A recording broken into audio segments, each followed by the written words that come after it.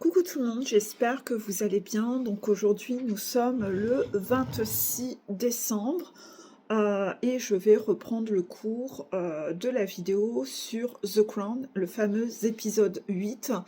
Vous le savez, à un moment, j'ai cru que c'était une vidéo où j'allais tourner la suite, donc j'avais commencé à parler de ce sujet dans une vidéo.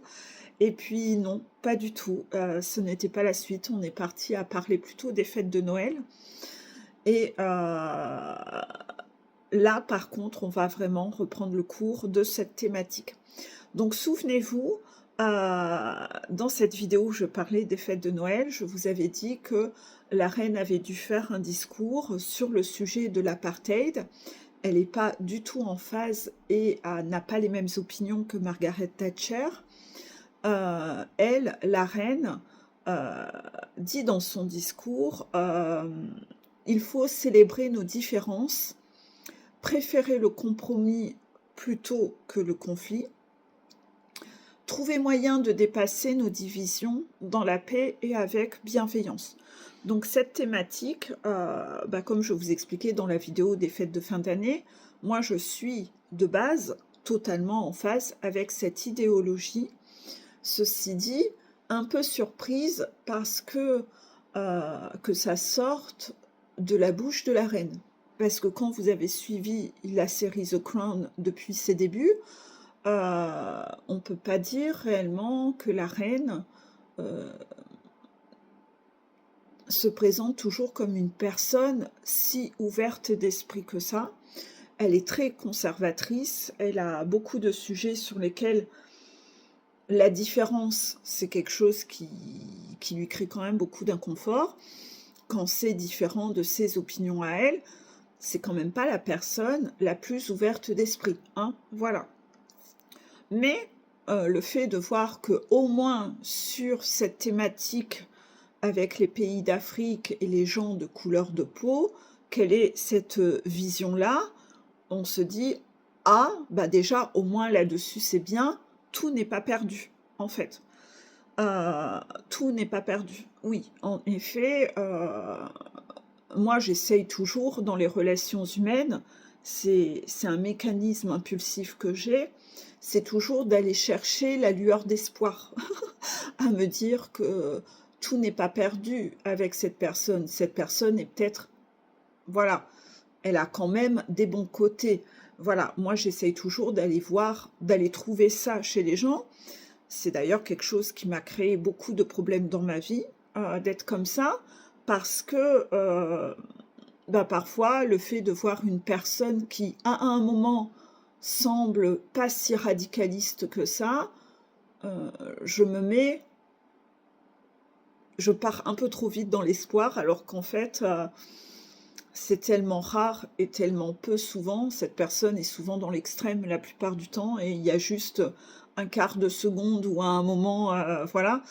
Moi, j'ai tendance à donner beaucoup trop de chance aux gens et à être trop dans un côté trop compréhensif, contraction, et trop dans la pardonnite aiguë envers les gens.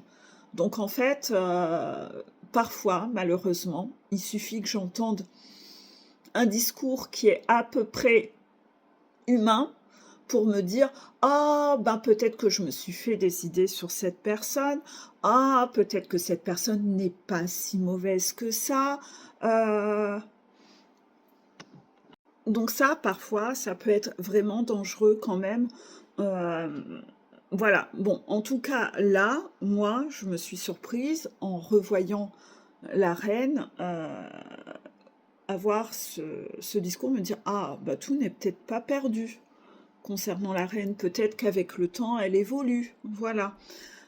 Puisqu'on sait que sa propre maman était quand même, manquait beaucoup d'humanité, on le voit dans l'historique. Donc c'est vraiment la grand-mère, hein, vous voyez, la grand-mère de Charles, elle manque vraiment beaucoup d'humanité, elle est très dure, elle est beaucoup dans le mépris de l'être humain, contraction, et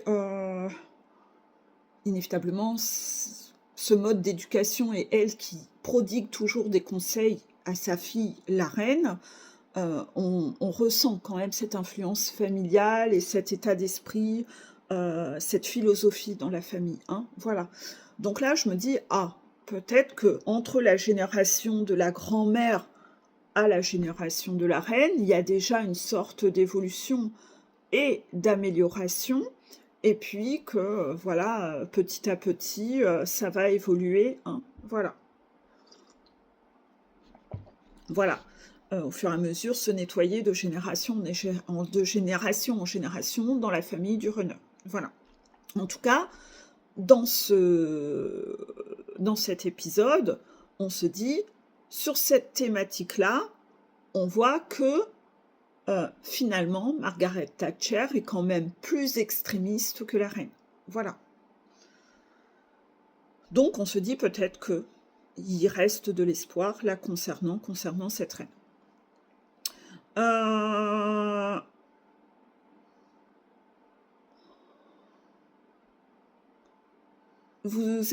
Dans cet épisode, vous allez voir que pour réussir à obtenir la signature de Margaret Thatcher, il va y avoir une sorte de cinoche pas possible qui va être mis en place sur comment réussir à trouver le mot adéquat dans l'écriture du texte pour que Margaret Thatcher accepte de signer.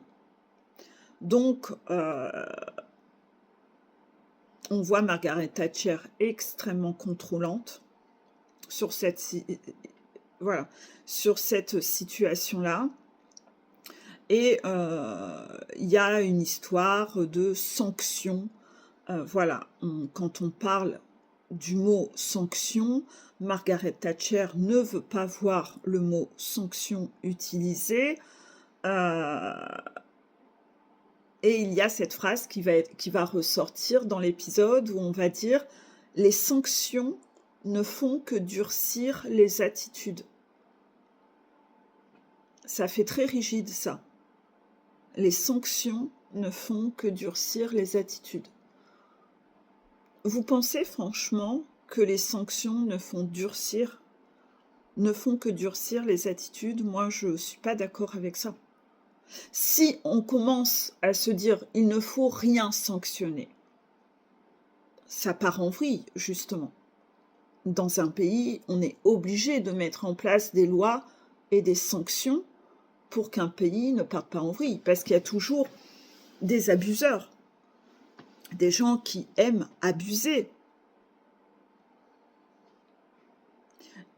Imaginez un pays où on a le droit de violer, il n'y a pas de sanction. Imaginez un pays où on a le droit de tuer, il n'y a pas de sanction. Imaginez un pays où on a le droit de voler, il n'y a pas de sanction.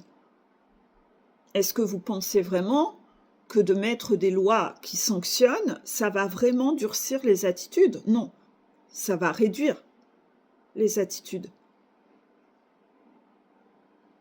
Donc là, cette notion qu'il ne faut pas mettre le mot sanction parce que soi-disant, ça sera pire après, je ne suis pas d'accord du tout. Les sanctions dérangent uniquement les gens qui ont l'intention d'abuser.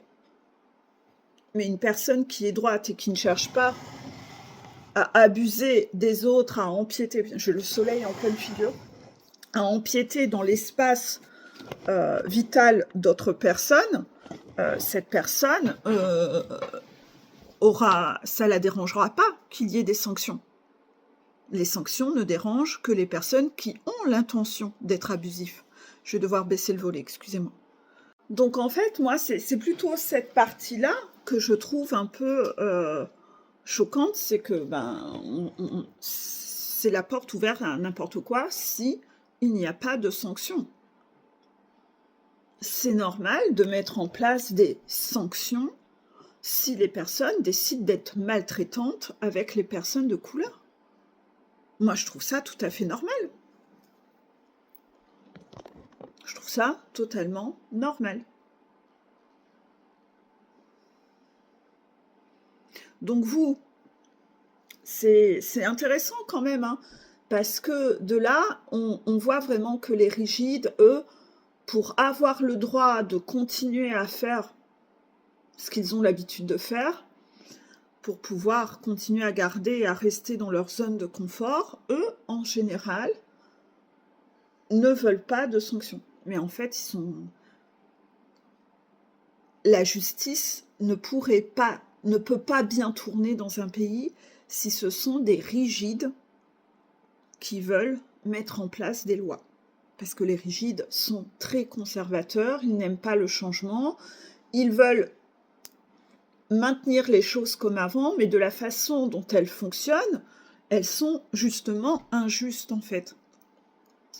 Donc là, on voit Margaret Thatcher qui pinaille dans sa dualité contrôlante rigide, elle pinaille sur un mot, et sa vision est, à mes yeux, est complètement à l'ouest comme la Bretagne.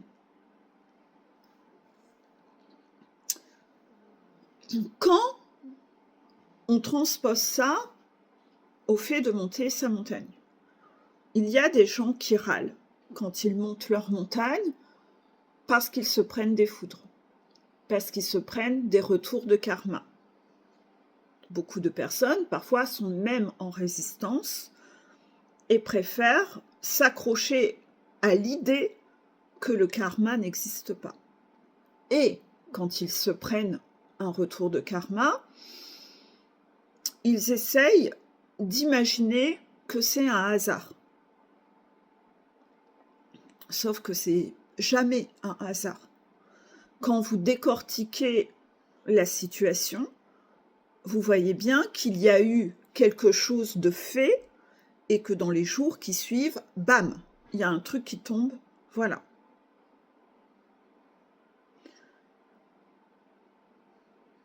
J'ai déjà évoqué un peu tous ces sujets dans les vidéos. Je ne pense pas que ce soit nécessaire que je revienne là-dessus en détail, mais quoi qu'il en soit, si on transpose ça aux runners, en général, les runners ne croient pas au karma, mais parce qu'ils ont décidé de ne pas y croire et qu'ils en tirent un profit à ne pas y croire.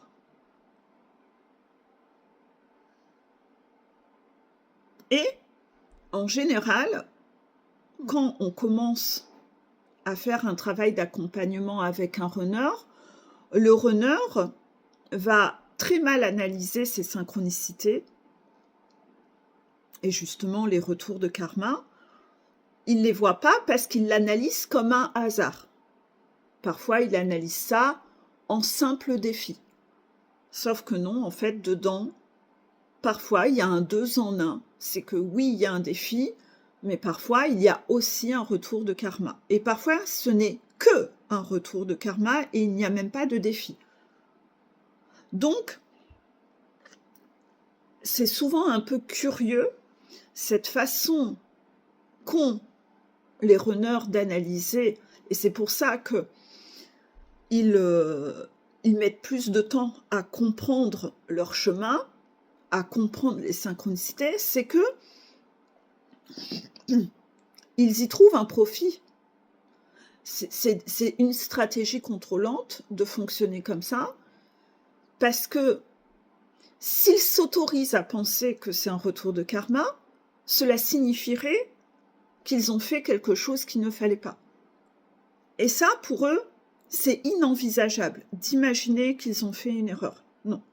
Eux, leur vision, qui leur est confortable et qu'ils entretiennent pendant un long moment sur leur montagne, c'est de se dire, la façon, j'ai bien fait d'agir comme ça, je n'ai rien à me reprocher, j'ai bien fait. Parce que comme ça lui évite plusieurs choses.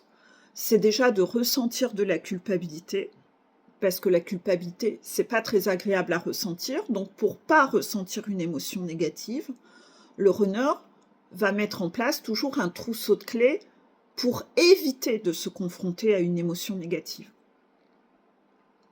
N'oublions pas que le runner est yang. Si vous débarquez sur ma chaîne et que vous avez entendu d'autres chaînes qui disaient que les runners de base sont yin et c'est le chaser qui est yang, non. Ça, c'était la philosophie qui était véhiculée à une époque sur les flammes jumelles. Je vous laisse tous sortir votre pendule et confirmer en dessous pour les gens qui débarquent. Est-ce que le chaser est yin et le runner est yang? Vous verrez oui. Penser le contraire ne permet pas de travailler et de monter sa montagne, puisqu'en fait, on va encore travailler le contraire de ce qu'il y a à travailler, on ne libérera pas ce qu'il y a à libérer. À une époque, les guides avaient même dit, méfiez-vous des chaînes qui disent que c'est l'inverse. Parce que justement, en propageant que c'est l'inverse, les gens qui écoutent ces chaînes ne travaillent pas du tout ce qu'il y a à travailler. Et si une chaîne annonce que le chaser est yang alors qu'en réalité il est yin, les conseils qui seront donnés sur cette chaîne, il faudra s'en méfier, contraction, et c'est la preuve que la personne qui fait les vidéos ne communique pas avec les guides et ne contrôle rien. Elle ne fait que répéter ce que quelqu'un a dit. Mais on s'en fout de ce que quelqu'un a dit. Ce qui est important, c'est ce que disent les guides. Et si la personne fait des vidéos alors qu'elle ne communique pas avec les guides sur un parcours flamme jumelle, méfiance quand même. Parce que la philosophie de cette personne, quelque part, on s'en fout un peu. Vous voyez ? Je vous laisse donc une fois de plus revérifier, puisque nous abordons cette thématique. Est-ce que vous devez vous méfier quand une chaîne dit l'inverse? Vous verrez, oui. Voilà, après, moi, ça ne me regarde pas, mais apprenez à être sécure et à être votre sécurité. D'accord?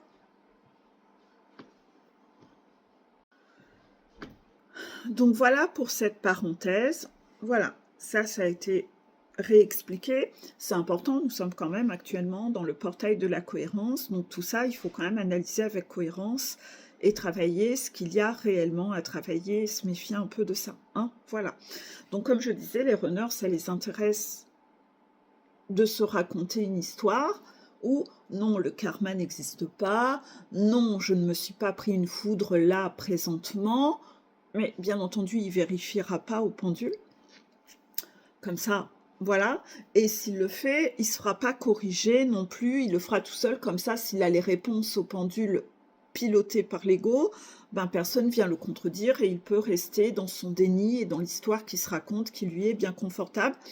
C'est encore une méthode pour éviter d'avoir à se remettre en question et se dire qu'il va devoir changer sa façon de procéder. Ainsi, il est toujours dans sa zone de confort, à faire ce qui lui est confortable, c'est-à-dire ne rien changer, ne rien modifier et continuer à faire comme avant, parce que la façon dont il fonctionne comme avant, bah, c'est ce qui l'arrange en fait. Donc en fait, on en revient à cette vidéo Runner, Renard, Tricheur, que je remettrai en dessous si j'y pense. C'est important de voir tous ces mécanismes-là. Et que les chasers observent en miroir quand est-ce que eux aussi le font. D'accord? Voilà. Donc inévitablement, à un moment, quand vous montez la montagne, vous pourriez penser et avoir la même façon de penser que Thatcher, c'est que les sanctions ne font que durcir les attitudes. Et vous dire, c'est pas bien qu'il y ait des retours de karma, c'est mal. Ben si, en fait, c'est nécessaire. Parce que la preuve, vous-même, vous estimez que quand quelqu'un agit mal avec vous, en général, vous avez ce mot karma dans votre bouche, là, ça vous intéresse bien, que cette personne prenne son karma. Donc il va de soi que quand c'est vous qui agissez mal, vous n'avez pas à être privilégié, c'est normal que vous aussi, vous preniez votre karma. C'est logique, en fait. Donc, est-ce qu'on peut être d'accord avec cette façon de fonctionner? Les sanctions ne font que durcir les attitudes. Ben, quand on philosophe à ça, oui, il y a des exemples où c'est le cas. Donc, en fait, je ne suis pas dans la situation qui se présente là, présentement, je ne suis pas du tout d'accord avec eux, mais si on réfléchit bien et qu'on se met à philosopher sur ce sujet-là, si c'était un sujet de philo, oui, nous pourrions présenter des exemples où, par exemple, dans votre parentalité, si vous êtes beaucoup trop sévère, si vous avez une parentalité qui est beaucoup trop dans la sanction, votre enfant va avoir envie de se rebeller,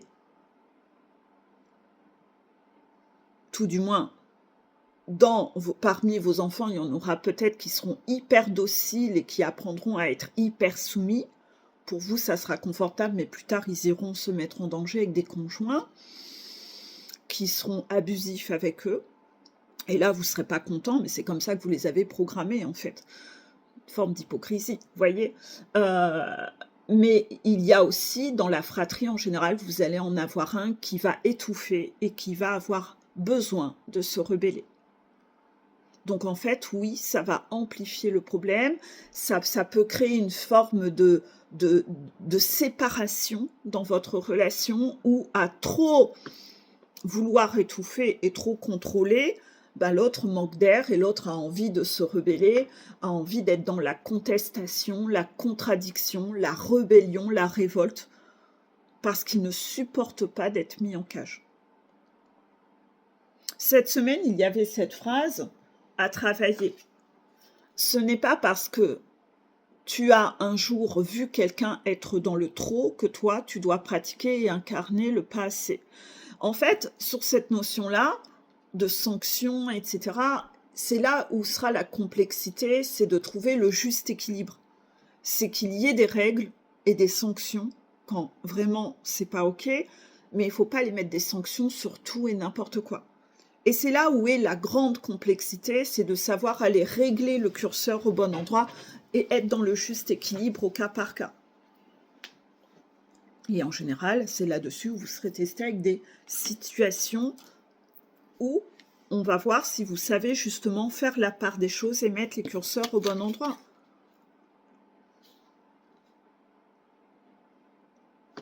L'axe de cette semaine, c'est si tu es neutre en situation d'injustice, alors tu as choisi le camp de l'oppresseur. Ben oui, là si on est neutre dans une situation où les gens estiment qu'ils ont le droit d'être barbares et d'être maltraitants avec les personnes de couleur de peau, eh bien en fait si on est neutre et qu'on est passif, ben, on choisit le camp de l'oppresseur. C'est comme le nazisme. Donc là, essayez de regarder, vous, actuellement, dans quel genre de situation vous êtes trop neutre,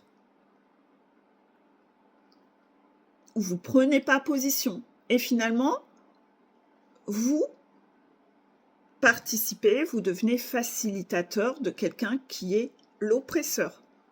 Et donc, en fait, finalement, vous devenez totalement injuste. Et là, on revient sur le principe de la blessure d'injustice. Vous permettez des situations injustes.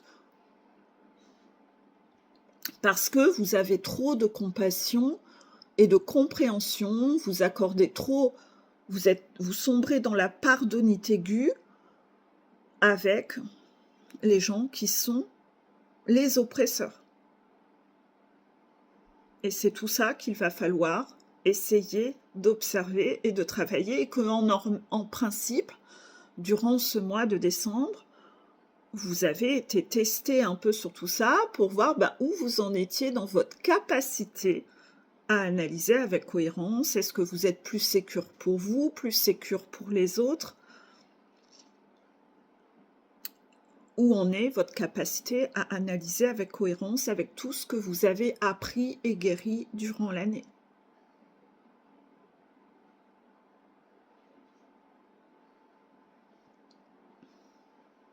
Donc Thatcher ne veut pas le mot sanction. Elle veut le mot signaux. Sauf que le mot signaux...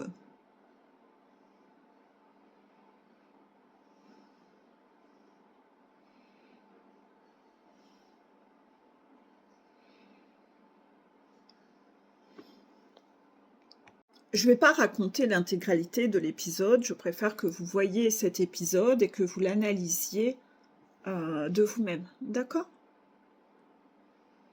Ensuite, il y a une dame, éditrice. Elle aimerait... Vous allez voir, il y a une histoire de livre, d'écrivain, d'accord? Elle aimerait, cette dame, qui est éditrice,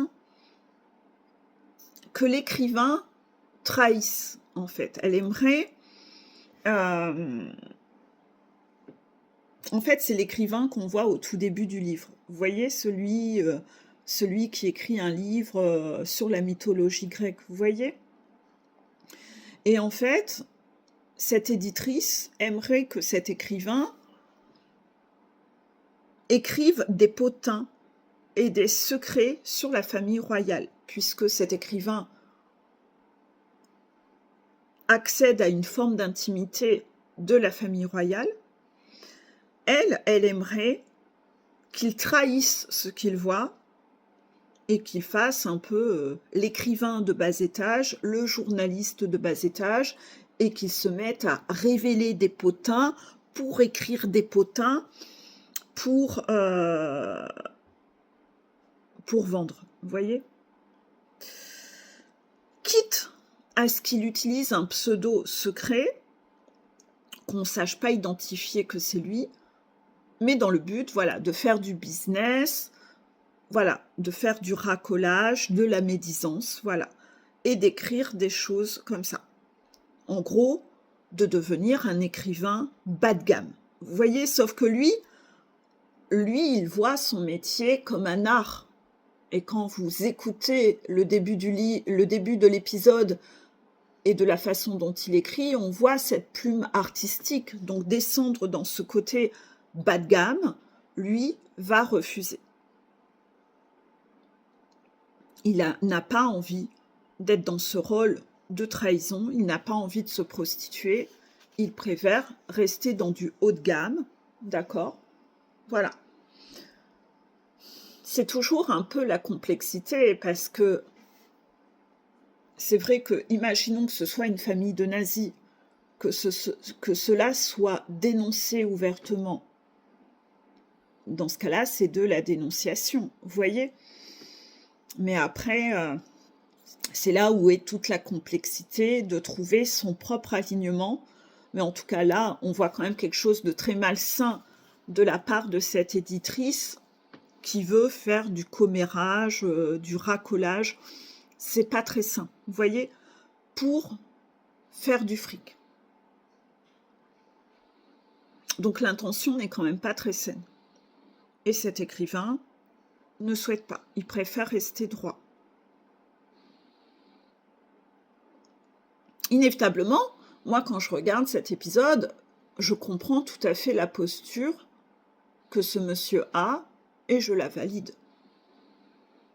Il n'a pas envie de partir dans le bas étage et d'être dans la trahison, ça ne l'intéresse pas. Là encore, c'est pas comme si c'était une famille de nazis. Hein, ils sont pas en train de, dans le château à Buckingham ou dans le château de Windsor, ils sont quand même pas en train de torturer des gens. Vous voyez, il n'y a quand même pas nécessité d'aller faire de la dénonciation, vous voyez. Là, c'est vraiment plutôt du commérage bas de gamme. Est-ce que vous arrivez à analyser avec cohérence cette différence? Vous voyez? C'est-à-dire que c'est pas parce que vous êtes un personnage public que vous n'avez plus le droit d'avoir d'intimité et que tous les gens qui vous approchent vont devoir aller raconter votre intimité dans les médias. Moi, je trouve que là, on dépasse un seuil qui n'est pas sain, en fait. Vous voyez? Bien sûr que si, par contre, la famille royale dans le château avait des cages, ils torturaient des gens, etc., oui, là, il y aurait matière à aller dénoncer quelque chose de inhumain qui met en danger. Mais là, on n'est pas dans un contexte de dénonciation. On est dans un contexte de pia, commérage sur des broutilles et des conneries dans le but de faire du fric. Est-ce que cette notion-là qu'on a tellement travaillée depuis 2 ans entre la différence entre dénonciation et jugement, commérage, vous voyez, ce bas de gamme, est-ce que maintenant, vous arrivez bien à faire cette distinction entre les deux? Vous, quand vous regarderez cet épisode, vous verrez, tiens, à la place de ce journaliste, tiens, moi, j'aurais fait quoi? Moi, personnellement, j'aurais pris la même décision que ce monsieur, c'est-à-dire refuser. Pas partir dans le bas de gamme, non, ça ne m'intéresse pas. Posez-vous un peu cette question, vous. Est-ce que oui, vous êtes prêt à n'importe quoi pour gagner de l'argent? Est-ce que vous êtes prêt à renier vos valeurs, à mal agir, à trahir, et puis trouver des pseudos comme ça pour pas assumer, pour faire ça en cachotterie? Essayez de regarder, de transposer dans votre quotidien et votre façon de faire, si vous voyez que vous aussi, parfois, vous faites des choses bas de gamme, comme cette éditrice, parce que vous en tirez un profit, c'est peut-être pas financier, c'est peut-être un autre profit, et que vous faites des commérages en prétextant que c'est de la dénonciation. Bon, ça, c'est du jugement. Vous voyez, essayez de vous reposer plein de questions sur vous-même par rapport à tout ça.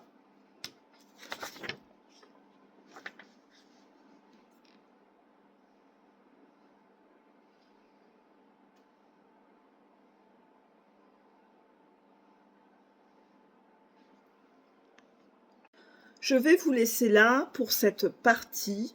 J'espère que vous allez encore vous poser beaucoup de questions sur cet épisode,